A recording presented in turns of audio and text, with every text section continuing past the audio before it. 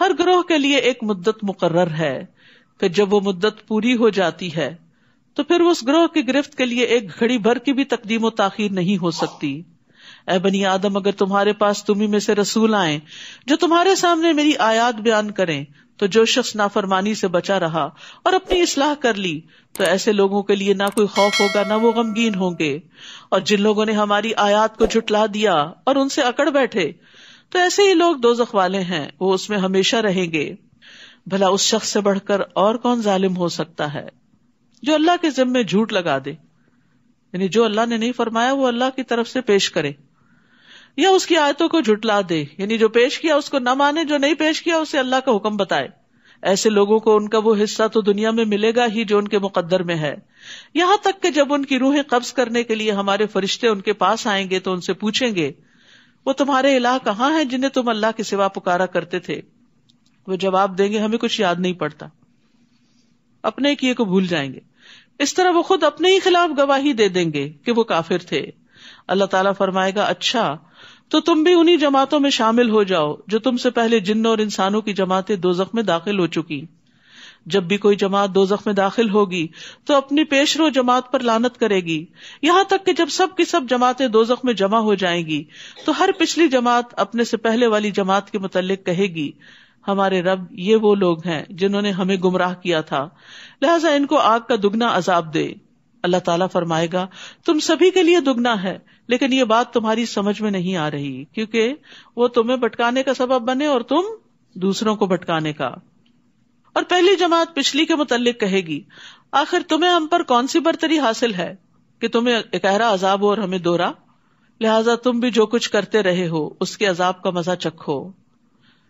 بے شک وہ لوگ جنہوں نے ہماری آیات کو جھٹلایا اور ان سے اکڑ بیٹھے، ان کے لیے نہ تو آسمان کے دروازے کھولے جائیں گے، یعنی ان کی روحیں اوپر نہیں جا سکتی، واپس پٹخائی جاتی ہیں اسفل سافلین میں، اور نہ وہ جنت میں داخل ہو سکیں گے حتیٰ کہ اونٹ سوئی کے ناکے میں داخل ہو جائے، اور یہ تو پاسبل ہی نہیں۔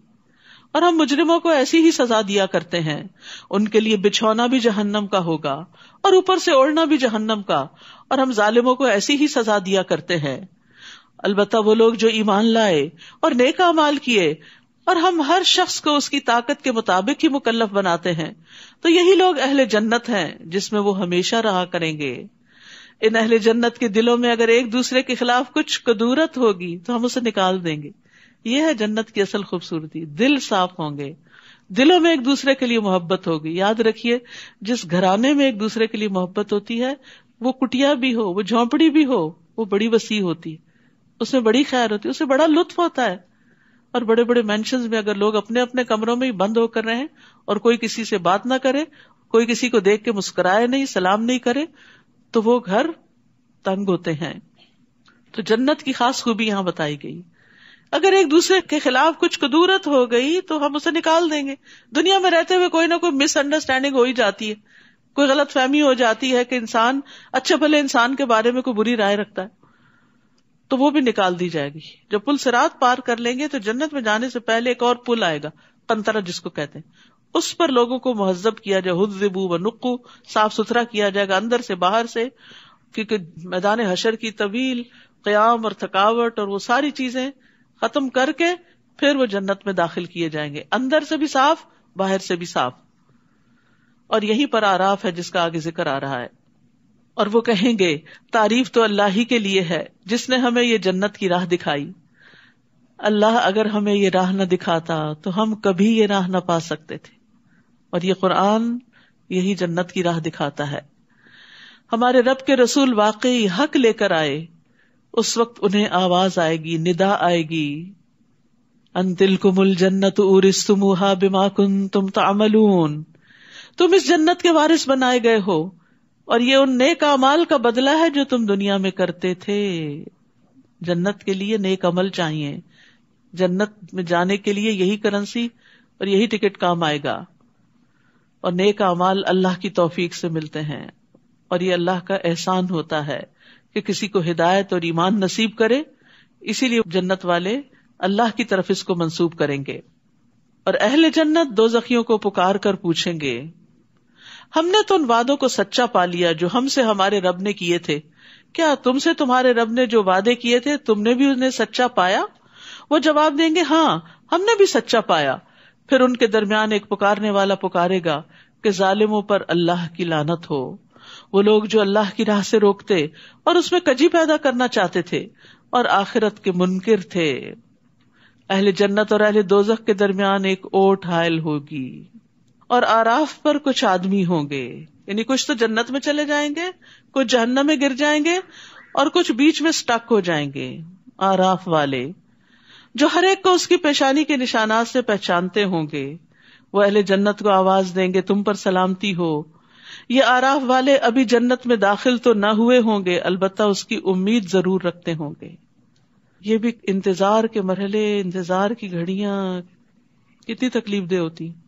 کبھی آپ کو ایکسپیرینس ہوا ہوگا کہ لوگ جیسے سفر کر رہے ہوتے ہیں تو کچھ لوگوں کا چیک ان فوراً ہو جاتا ہے، کچھ لوگوں کو روک لیا جاتا ہے، کچھ کو امیگریشن پہ بلا لیا جاتا ہے. تو جو لوگ سیدھے سیدھے نکل رہے ہوتے ہیں آپ ان کو دیکھ کے کتنا رش کرتے ہیں، اور جو روک لیے جائے وہ ڈرے ہوئے ہوتے ہیں کہ پتہ نہیں ہمارے ساتھ کیا معاملہ کیا جائے گا. تو وہاں بھی آراف والے ڈرے ہوئے ہوں گے. اہل جنت سے بھی بات کریں گے، ادھر جہنم والوں سے بھی کریں گے. وہ جنت میں داخل نہیں ہوئے لیکن امید رکھتے ہیں. کون ہے یہ؟ وہ جن کے نیک عمل زیادہ نہیں تھے کہ وہ جنت میں جا سکے، اور جن کے برے عمل نہیں زیادہ تھے کہ وہ جہنم میں پھینکے جاتے. برابر کے ایکول ہو گیا سب کچھ، کانفلکٹ ہو گیا. حدیث میں آتا ہے کہ اگر کسی کا صحابہ جوں کے انڈے برابر بھی نیک عمل زیادہ ہوگا جنت میں چلا جائے گا. وہاں چھوٹی چھوٹی نیکیوں کی بھی بڑی قدر آئے گی جن کو ہم ایسے ہی گنوا دیتے. چھوٹی سی نیکی ہم کہتے ہیں تو چھوٹی ہے، کوئی بڑی کر لیں گے. نہیں، چھوٹے چھوٹے کام بھی کرتے چلے جائیں. خالی وقت نہ گزارا کریں. سبحان اللہ، الحمدللہ، اللہ اکبر، اللہ کی بڑائی بیان کی، ذکر کیا. اب سفر کر رہے ہیں، راستے میں ہیں، کام کر رہے ہیں، ذکر میں کیا مشکل ہے؟ کچھ مشکل نہیں. ہو سکتا ہے ایک دفعہ کا سبحان اللہ کہنا آپ کو جنت میں لے جانے کا باعث بن جائے. کسی کو کھجور کا آدھا ٹکڑا دینا جہنم سے بچا لے. تو چھوٹی نیکی چھوٹی برائی دونوں ہی کاؤنٹ ہوں گی. اور جب ان کی نگاہیں اہل دوزخ کی طرف پھیری جائیں گی تو کہیں گے اے رب ہمیں ظالم لوگوں میں شامل نہ کرنا.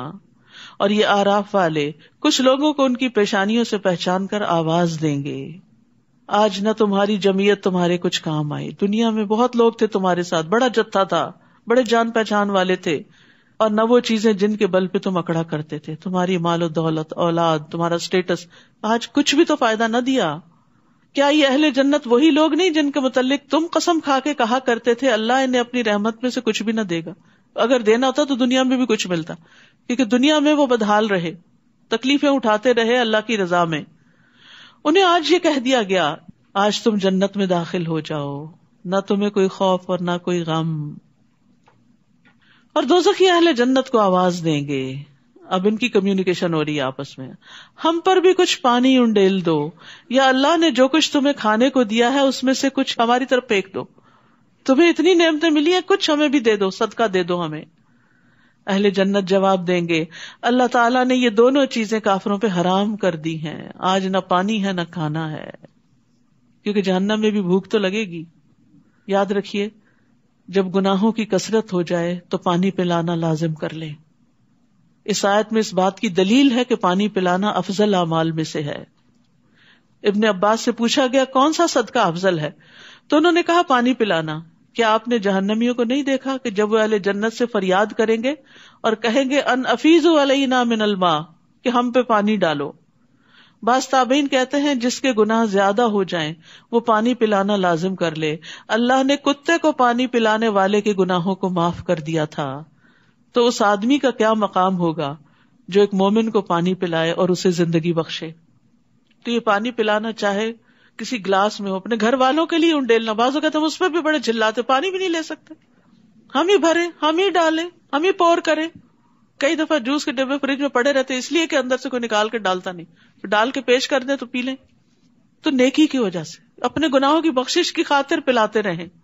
اور پھر اس سے بڑے بڑے پروجیکٹس بھی ہو سکتے ہیں، کنویں کھدوائے جا سکتے ہیں، نہریں بنوائی جا سکتی ہیں، اور اسی طرح خیر کے کام کیے جا سکتے ہیں.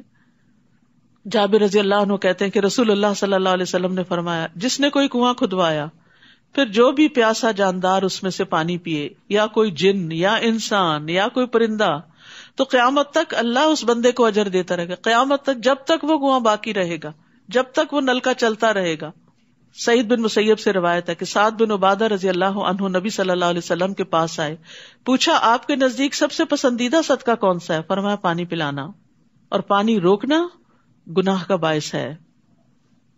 3 شخص ایسے ہیں جن سے اللہ قیامت کے دن کلام نہیں کرے گا، نہ ان کو دیکھے گا، نہ پاک کرے گا، اور ان کے لیے دردناک عذاب ہوگا. ان میں سے ایک وہ شخص جس کے پاس ضرورت سے زیادہ پانی تھا، پھر وہ مسافروں کو نہیں پلاتا تھا، کیونکہ اس زمانے میں جن کے پاس پانی تو مر بھی جاتے تھے پیاس سے. اور ایک اور روایت میں آتا ہے کہ آج میں تجھ پہ اپنا فضل نہیں کروں گا جس طرح تو نے اپنے فضل کو روکا ہوا تھا، جسے تیرے ہاتھوں نے نہیں بنایا تھا. تو وہ جنہوں نے اپنے دین کو کھیل اور تماشا بنا رکھا تھا اور دنیا کی زندگی نے انہیں دھوکے میں ڈال رکھا تھا، لہٰذا آج ہم انہیں ایسے ہی بھلا دیں گے جیسے انہوں نے اس ملاقات کے دن کو بھلا رکھا تھا اور ہماری آیتوں کا انکار کیا کرتے تھے. ہم ان لوگوں کے پاس ایسی کتاب لائے ہیں جسے ہم نے علم کی بنا پر مفصل بنا دیا ہے. علم کی بنا پر مفصل ہے. یہ کتاب ان لوگوں کے لیے ہدایت اور رحمت ہے جو ایمان لاتے ہیں. ایمان والوں کی تو محبت ہے اس کتاب سے، اور وہ اس کو پڑھنا چاہتے ہیں، سمجھنا چاہتے ہیں، اس کے ساتھ زندگی بسر کرنا چاہتے ہیں. یہ لوگ بس اب اس کے انجام کا انتظار کر رہے ہیں جس کا پتہ یہ کتاب دے رہی ہے. جس دن اس کا انجام سامنے آ جائے گا تو جن لوگوں نے پہلے کتاب کو بھلا رکھا تھا وہ کہیں گے واقعی ہمارے پاس رسول حق بات لے کر آئے تھے. پھر اب کیا ہمارے لیے کوئی سفارشی ہیں جو ہماری سفارش کرے، یا ہمیں دنیا میں واپس ہی بھیج دیا جائے تاکہ جو کام ہم کرتے رہے اس کے علاوہ دوسری قسم کے کام کریں. ان لوگوں نے اپنے آپ کو خسارے میں ڈال دیا، اور جو کچھ بھی وہ باتیں بنایا کرتے تھے انہیں کچھ یاد نہ رہے گی. ان ربکم اللہ الذی خلق السماوات والارض فی 6 ایام ثم استوى علی العرش. یقیناً تمہارا رب وہ اللہ ہے جس نے آسمانوں اور زمین کو 6 دن میں پیدا کیا، پھر اپنے عرش پر قرار پکڑا. وہی رات کو دن پر ڈھانک دیتا ہے، پھر دن رات کے پیچھے دوڑا چلا آتا ہے، اور سورج، چاند، ستارے، سب چیزیں اللہ کے حکم کے تابع ہیں. یاد رکھو اسی نے پیدا کیا تو حکم بھی اسی کا چلے گا. یہ ساری مخلوق، یہ ساری کائنات اس کی ہے، ان سب پہ اسی کا حکم چلتا، وہی چلا رہا ہے ان سب کو. تو بندے کو بائی چوائس اپنے اوپر اللہ کا حکم نافذ کرنا چاہیے. بڑا بابرکت ہے اللہ جو سارے جہانوں کا رب ہے. اپنے رب کو گڑ گڑاتے ہوئے اور چپکے چپکے پکارو، یقیناً وہ حد سے بڑھنے والوں کو پسند نہیں کرتا. تو دعا کے بھی آداب ہیں. دعا میں وہ طریقے اختیار نہیں کرنے چاہیے کہ جو سنت سے ثابت نہیں. تضرع کا مطلب ہوتا ہے اللہ کے سامنے ذلت اور عاجزی اختیار کرنا. اللہ میں بہت گناہ گار ہوں، اپنے گناہوں کا اقرار کرتے ہوئے دعائیں مانگنا. اور خفیہ کا مطلب ہے چھپ چھپ کے رونا اور چھپ چھپ کے دعائیں کرنا، کیونکہ ریاکاری کرنے والوں کو اللہ کی ربوبیت پہ یقین نہیں ہوتا. اور منافقین تو دھوکہ دے رہے ہوتے، لوگوں کے سامنے ٹسوے بہاتے اور لوگوں کو یقین دلاتے ہیں ہم بڑے نیک ہیں، حالانکہ اکیلے میں نہ کبھی روئے اور نہ کبھی ایسی دعائیں مانگی. تو چھپ کر رب کو پکارنے کی بات کی جا رہی ہے. حسن بن ابی حسن کہتے ہیں ہم نے ایسے لوگوں کا زمانہ پایا جس میں زمین پر عمل کرنے والے جب اپنے عمل کو چھپانے کی قدرت رکھتے تھے تو اپنے عمل کو کبھی ظاہر نہیں کرتے تھے، اور وہ دعاؤں میں بہت محنت کرتے لیکن کوئی ان کی آواز نہیں سنتا تھا. یہ ان کے اور ان کے رب کے درمیان سرگوشیاں ہوتی تھیں. دل ہی دل میں پکارو، چپ کے پکارو، گڑ گڑا کے پکارو، رو کے پکارو، چھپ کے پکارو، تاکہ آپ کا اور اپنے رب کا ایک 1-on-1 کنیکشن ہو. اور زمین میں حالات کی درستگی کے بعد ان میں بگاڑ پیدا نہ کرو، اور اللہ کو خوف اور امید سے پکارو. یعنی دعا مانگتے ہو مایوس نہ ہو، امید بھی ہو اور ڈر بھی ہو کہ کہیں میرے کوئی گناہ نہ رکاوٹ بنے. یقیناً اللہ کی رحمت نیک کردار لوگوں سے قریب ہے، محسنین کے قریب ہے. تو یاد رکھیے ایمان، تقوی، احسان، اس کی وجہ سے رحمتیں اور برکتیں ملتی ہیں. وہی تو ہے جو اپنی رحمت بارش سے پیشتر ہواؤں کو خوشخبری کے طور پہ بھیجتا ہے، حتیٰ کہ وہ ہوائیں بھاری بادلوں کو اٹھا لاتی ہیں تو ہم ان بادلوں کو کسی مردہ علاقے کی طرف چلاتے ہیں، پھر اس سے بارش برساتے ہیں تو اسی مردہ زمین سے ہر طرح کے پھل نکالتے ہیں. اسی طرح ہم مردوں کو بھی زمین سے نکال کھڑا کریں گے. شاید اس مشاہدے سے تم کوئی نصیحت پکڑو. اور عمدہ زمین اپنے رب کے حکم سے خوب سبزہ اگاتی ہے، اور جو خراب زمین ہوتی ہے اس سے جو کچھ تھوڑا بہت نکلتا ہے وہ بھی ناقص ہوتا ہے. تو یہ زمین سے مراد انسان ہے. اچھے انسانوں سے بڑے پیمانے پہ خیر پھوٹتی ہے، اور جن کے اندر شر ہوتا ہے وہ چھوٹی سی خیر کرتے ہیں تو اس میں بھی کچھ شر چھپا ہوا ہوتا ہے. اسی طرح ہم اپنی آیات کو مختلف طریقوں سے ان لوگوں کے لیے بیان کرتے ہیں جو شکر بجا لاتے ہیں. لقد ارسلنا نوحا الی قومہ، ہم نے نوح علیہ السلام کو اس کی قوم کی طرف بھیجا. ہر نبی اپنی قوم کی طرف بھیجا گیا. تو اس نے کہا اے میری قوم، اللہ کی عبادت کرو جس کے بغیر تمہارا کوئی الہ نہیں. میں تم پر ایک بڑے دن کا عذاب واقع ہونے سے ڈرتا ہوں. اس کی قوم کے سرداروں نے کہا ہم تو تمہیں سری گمراہی میں دیکھتے ہیں. اس نے کہا برادران قوم، میں گمراہی میں پڑا ہوا نہیں، بلکہ میں تمام جہانوں کے رب کا رسول ہوں. میں تمہیں اپنے رب کے پیغامات پہنچاتا ہوں اور تمہاری خیر خواہی کر رہا ہوں. یہ ہوتا ہے پیغمبروں کا طریقہ کہ مخالفین کی بھی خیر خواہی کرتے ہیں، کیونکہ جو کچھ مجھے اللہ کی طرف سے معلوم ہے اسے تم نہیں جانتے. تو دو صفات ایسی ہیں جو داعی کے اندر ہونی چاہیے، اللہ کی طرف بلانے والے کے اندر. اگر وہ ان سے اپنے آپ کو آراستہ کر لے تو اس کے کام میں قبولیت اور برکت ہوتی ہے. نمبر 1 لوگوں کی سچی خیر خواہی، اور نمبر 2 علم. دل میں آپ لوگوں کے خیر خواہ ہوں، ان کی تنقید کے باوجود ان کی خیر خواہی کرتے رہے. وہ آپ کو تکلیف بھی دیں پھر بھی آپ ان کا بھلا سوچتے رہیں، ان کے لیے دعائیں کرتے رہیں. اور دوسرا یہ کہ جو چیز بتا رہے ہیں اس کے بارے میں صحیح طور پر علم بھی ہو، جان کر، علم حاصل کر کے. کیا تمہیں اس بات پر تعجب ہے کہ تمہارے پاس نصیحت تمہارے رب کی طرف سے ایک ایسے آدمی کے ذریعے آئی ہے جو تمہیں میں سے ہے، تاکہ وہ تمہیں برے انجام سے ڈرائے اور تم نافرمانی سے بچو تاکہ تم پہ رحم کیا جائے. چنانچہ انہوں نے نوح کو جھٹلا دیا تو ہم نے نوح کو اور اس کے ساتھیوں کو جو کشتی میں سوار تھے بچا لیا، اور ان لوگوں کو غرق کر دیا جنہوں نے ہماری آیات کو جھٹلایا تھا. بلا شبہ وہ اندھے لوگ تھے، سب کچھ دیکھتے ہوئے بھی سمجھ نہیں رہے تھے. اور قوم عاد کی طرف ہم نے ان کے بھائی ہود کو بھیجا علیہ السلام. اس نے اپنی قوم کے لوگوں سے کہا اللہ کی عبادت کرو جس کے بغیر تمہارا کوئی الہ نہیں. کیا تم اللہ سے ڈرتے نہیں ہو؟ یعنی اس کو چھوڑ کے کسی اور کی طرف متوجہ ہوگے تو کل اس کے سامنے جا کر کیا جواب دو گے؟ اس کی قوم کے کافر سرداروں نے کہا ہم تو تجھے کم عقل آدمی دیکھتے ہیں اور ہمارا خیال ہے کہ تم جھوٹے ہو. سبحان اللہ. اللہ سبحانہ وتعالی اپنی مخلوق میں سے بہترین لوگوں کو چنتا ہے نبوت کے لیے. وہ جو اللہ کی نگاہ میں اتنے اچھے، وہ لوگوں کی نگاہ میں اتنے حقیر ہو گئے کہ وہ اللہ کا پیغام ان کو پہنچا رہے.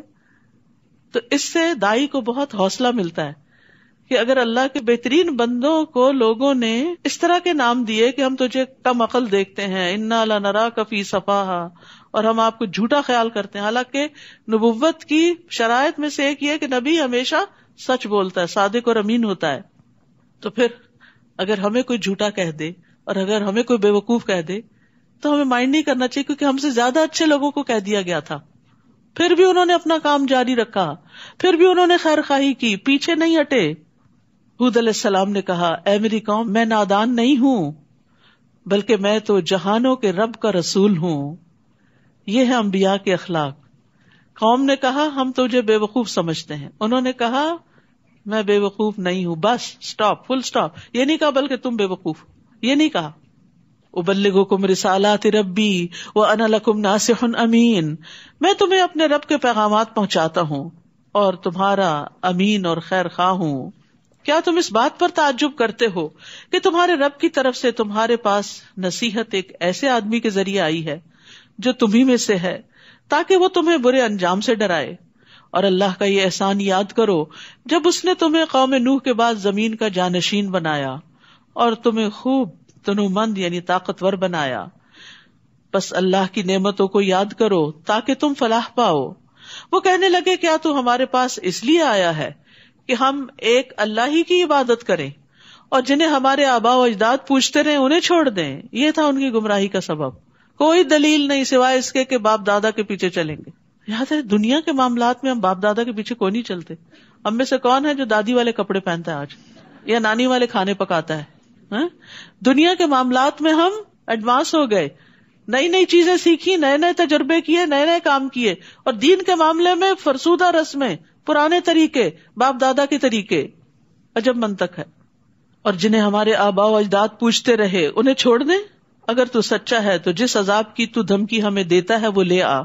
ہود نے کہا علیہ السلام تمہارے رب کی طرف سے تم پر عذاب اور اس کا غضب ثابت ہو چکا ہے. کیا تم مجھ سے ایسے ناموں کے بارے میں جھگڑا کرتے ہو جو تم نے اور تمہارے آباء و اجداد نے رکھ لیے ہیں؟ یعنی خود بخود تم نے ان سے کچھ خوبیاں منسلک کر دی، بتوں کو اپنا حاجت روا سمجھ لیا، جیسے آج مسلمانوں نے اللہ کے نیک بندوں کو اپنا حاجت روا بنا رکھا ہے کہ وہ مشکل کشا ہے، وہ گنج بخش ہے اور وہ فلاں ہے. تو یہ تو خود بخود تم نے نام دے دیے جن کے لیے اللہ نے کوئی سند نہیں اتاری. سو اب تم بھی انتظار کرو اور میں بھی تمہارے ساتھ انتظار کرتا ہوں. پھر ہم نے اسے اور اس کے ساتھیوں کو اپنی مہربانی سے بچا لیا اور ان لوگوں کی جڑ کاٹ دی جنہوں نے ہماری آیات کو جھٹلایا تھا اور ایمان لانے والے نہیں تھے. اور سمود کی طرف ان کے بھائی صالح کو بھیجا علیہ السلام. اس نے اپنی قوم کے لوگوں سے کہا، اللہ کی عبادت کرو جس کے بغیر تمہارا کوئی الہ نہیں. تمہارے پاس تمہارے رب کی طرف سے واضح معجزہ آ چکا ہے. یہ اللہ کی اونٹنی تمہارے لیے معجزہ ہے. وہ اونٹنی ایک چٹان سے نکلی تھی، انہوں نے معجزہ مانگا تھا، اللہ نے بھیج دیا. اللہ کی زمین پر اسے چرنے دو اور اسے برے ارادے سے ہاتھ نہ لگاؤ ورنہ ایک دردناک عذاب تمہیں آ لے گا. کیونکہ وہ ان کا سارا پانی پی جاتی تھی، معجزہ مانگ کے پھنس گئے. اور وہ وقت یاد کرو جب قوم عاد کے بعد اللہ نے تمہیں جانشین بنایا، یعنی زمین میں تمہیں اٹھایا، تمہیں بسایا، تمہیں ترقی دی، تمہیں اس علاقے میں آباد کیا. تم زمین کے ہموار میدانوں میں محلات بناتے ہو اور پہاڑوں کو تراش تراش کر گھر بنا لیتے ہو. اتنا زبردست آرکیٹیکچر اور کنسٹرکشن کا طریقہ تھا ان کا. لہٰذا اللہ کے احسانات کو یاد کرو، یعنی جس نے تمہیں عقل، سمجھ اور یہ وسائل، ریسورسز اور ان کو استعمال کرنے کے طریقے سکھائے، اور زمین میں فساد نہ مچاتے پھرو. ہود علیہ السلام کی قوم کے متکبر سرداروں نے ان کمزور لوگوں کو جو ان میں سے ایمان لا چکے تھے کہا، کیا تم جانتے ہو کہ صالح اپنے رب کا رسول ہے؟ یعنی تم کیوں مان گئے ہو؟ تم کیوں صالح کے پیچھے جا رہے ہو؟ تمہارے پاس کیا دلیل ہے؟ یعنی ان سے جھگڑنے لگے. وہ کہنے لگے، جو کچھ اسے دے کر بھیجا گیا ہم تو اس پر ایمان رکھتے ہیں. متکبر کہنے لگے، جس بات پر تم ایمان لانے والے ہو ہم اسے ماننے والے نہیں. سمجھنے کی، جاننے کی کوشش ہی نہیں کی تو ایمان کہاں سے آتا. چنانچہ انہوں نے اونٹنی کی کونچیں کاٹ ڈالی اور اپنے رب کے حکم سے سرتابی کی اور کہنے لگے، صالح اگر تو رسول ہے تو جس عذاب کی تو ہمیں دھمکی دیتا ہے وہ لے آ. کیا حوصلہ تھا ان لوگوں کا، کیا اکڑ تھی، کیا تکبر تھا کہ اپنے لیے عذاب مانگا. آخر انہیں زلزلے نے آ لیا اور وہ اپنے گھروں میں اوندھے پڑے کے پڑے رہ گئے. بڑی بڑی عمارتیں انہیں کے اوپر گر پڑی. پھر صالح یہ کہتے ان کے ہاں سے چلے گئے، اے قوم، میں نے تمہیں اپنے رب کا پیغام پہنچا دیا تھا اور تمہاری خیر خواہی بھی کی، لیکن تم تو خیر خواہی کرنے والوں کو پسند ہی نہیں کرتے. اور لوط نے جب اپنی قوم سے کہا علیہ السلام، تم بے حیائی کا وہ کام کرتے ہو جو تم سے پہلے اہل دنیا میں سے کسی نے بھی نہیں کیا. تم شہوت رانی کے لیے عورتوں کو چھوڑ کر مردوں کے پاس آتے ہو. تم تو حد سے بڑے ہوئے لوگ ہو. یعنی عجیب و غریب خواہشات تھیں ان کی. اور اس کی قوم کو اس کے سوا کوئی جواب بن نہ پایا کہ انہوں نے یہ کہہ دیا، اپنی بستی سے انہیں نکال دو، یہ لوگ بڑے پاک باز بنتے ہیں. یعنی نصیحت کرنے والوں کو ہی ختم کر دو تاکہ کوئی برا بھلا کہے ہی نہ، کیونکہ وہ اپنے برے اعمال پہ فخر کرتے تھے اور نیک لوگوں کا مذاق اڑاتے. یہ بری قوموں کا یہی حال ہوتا ہے کہ وہ نیکی کرنے والوں کو بے وقوف سمجھتے ہیں اور جن گناہوں کی گندگی میں وہ گرفتار ہوتے ہیں اس پہ فخر کرتے ہیں. چنانچہ ہم نے لوط اور اس کے اہل خانہ کو بچا لیا بجز اس کی بیوی کے کہ وہ باقی ماندہ ہلاک ہونے والوں میں سے تھی، کیونکہ اس کی ہمدردیاں اس بری قوم کے ساتھ تھی. تو جو جس کے ساتھ محبت کرتا ہے اسی کے ساتھ اٹھتا ہے. اور اس قوم پر پتھروں کی بارش برسائی، بس دیکھ لیجئے کہ مجرموں کا انجام کیسا ہوا. اور اہل مدین کی طرف ہم نے ان کے بھائی شعیب کو بھیجا علیہ السلام. اس نے کہا، اے میری قوم، اللہ کی عبادت کرو، تمہارے لیے اس کے سوا کوئی الہ نہیں. تمہارے پاس تمہارے رب کی طرف سے ایک واضح دلیل آ چکی ہے، لہذا ناپ اور تول پورا رکھا کرو اور لوگوں کو ان کی چیزیں کم نہ دیا کرو. لین دین میں ڈنڈی مارتے تھے. اور زمین میں اصلاح ہو جانے کے بعد اس میں بگاڑ پیدا نہ کرو. یہی بات تمہارے لیے بہتر ہے اگر تم واقعی مومن ہو. اور زندگی کی ہر راہ پر رہزن بن کر نہ بیٹھ جاؤ کہ لوگوں کو دھمکاتے پھرو، اور جو شخص اللہ پر ایمان لائے اسے اس کی راہ سے روکنے لگو. یعنی راستوں پر اس لیے نہ کھڑے ہو جاؤ کہ اللہ کے راستے سے لوگوں کو روکو، اور جو دین کی طرف آئے انہیں اس سے منع کرو. اور اس سیدھی راہ میں کجی کے درپے ہو جاؤ. اور وہ وقت یاد کرو جب تم تھوڑے تھے تو اللہ نے تمہیں زیادہ کر دیا، اور دیکھو کہ فساد کرنے والوں کا انجام کیا ہوتا ہے. وَإِن كَانَ طَائِفَةٌ مِّنكُمْ آمَنُوا بِالَّذِي أُرْسِلْتُ بِهِ وَطَائِفَةٌ لَمْ يُؤْمِنُوا فاصبروا حتی یحکم اللہ بیننا وہو خیر الحاکمین. اور اگر تم میں سے ایک فریق ایسا ہے کہ جو کچھ مجھے دے کر بھیجا گیا اس پر ایمان لے آیا اور دوسرا فریق ایمان نہیں لایا تو صبر کرو یہاں تک کہ اللہ ہمارے درمیان فیصلہ کر دے، اور وہی سب سے بہتر فیصلہ کرنے والا ہے. وآخر دعوانا ان الحمد للہ رب العالمین. سبحانک اللہم وبحمدک اشہد ان لا الہ الا انت استغفرک واتوب الیک. السلام علیکم ورحمۃ اللہ وبرکاتہ.